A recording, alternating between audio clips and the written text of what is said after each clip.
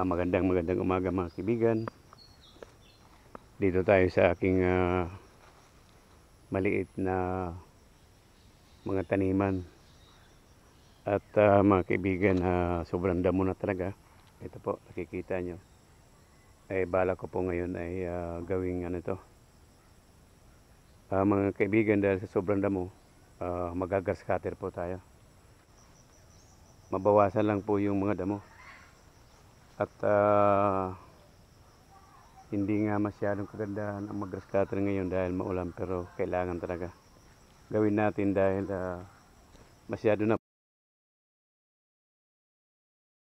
Mga kaibigan, ito lang ang gagamitin ko muna. Itong tansi, hindi yung blade dahil mabato doon.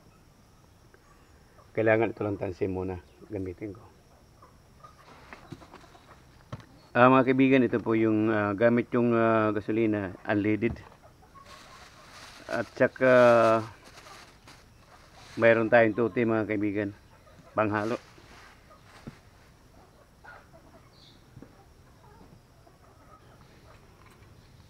Mga kaibigan, mayroon tayong bodo para sigurado na hindi matatapon yung natin, gasolina.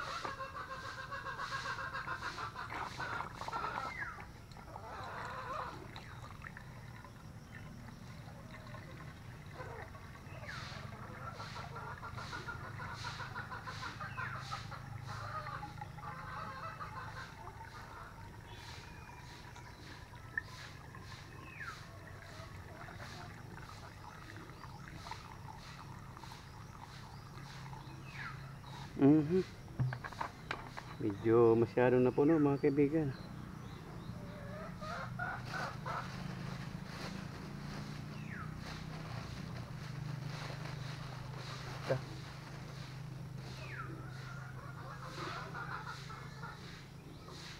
At mga kaibigan, nagtabas na rin po ako ng pangsukat. Ayan po, hanggang dito, ito, tinabas ko na ito, ito sa 1 litro po. Ayan. Dito kasi walang palatandaan. Bali 1 litro, 2 litro, 4 na litro ito. Ayan po, pag nakabili kayo ng tuti, piliin nyo yung mayroong guhit dito. Katulad nito, tinabas ko lang. Sa 1 litrong gasolina, hanggang dito siya.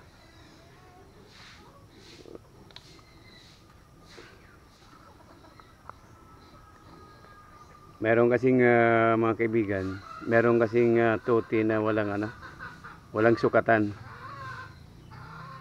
Ito po. Yan.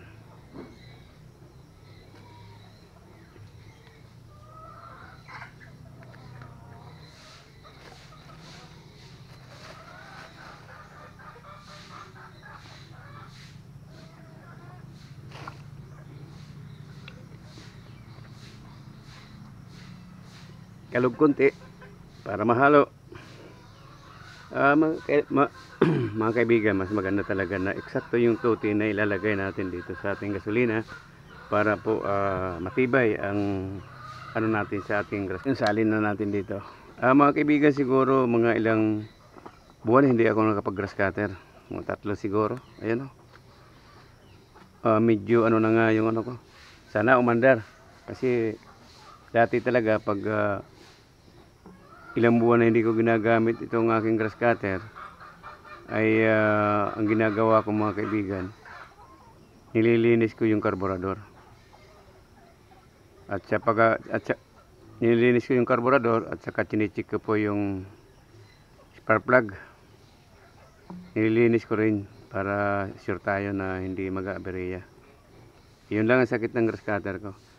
Kalahati-kalahati lang nilalagay ko para hindi po umapaw. Okay, at ngayon try natin pandarin. Sana umandar at hindi tayo mabala sa ating pag-grass cutter. Kaibigan, ang ginagawa ko, nihila-hila ko muna.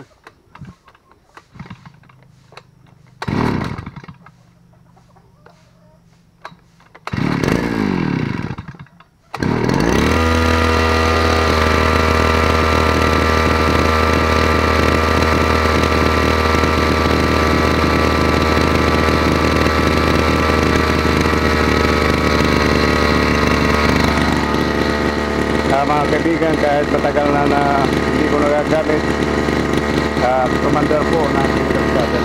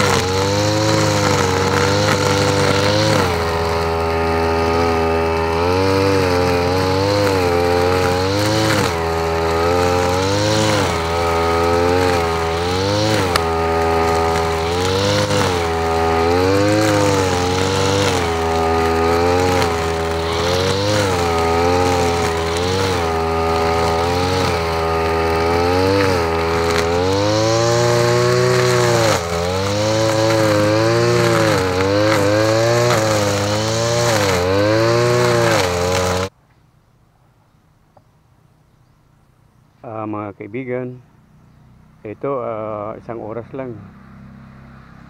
Isang oras mahigit at natapos ko rin itong ano ko.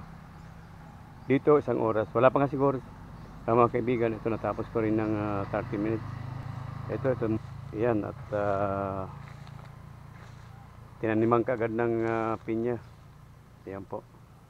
Dahil napakarami ko pong pananim na pinya. Kaya sayang naman at kailangan na kung malinis ng lupa, kailangan mayroon tanim. Yan kasi ito lang hindi ko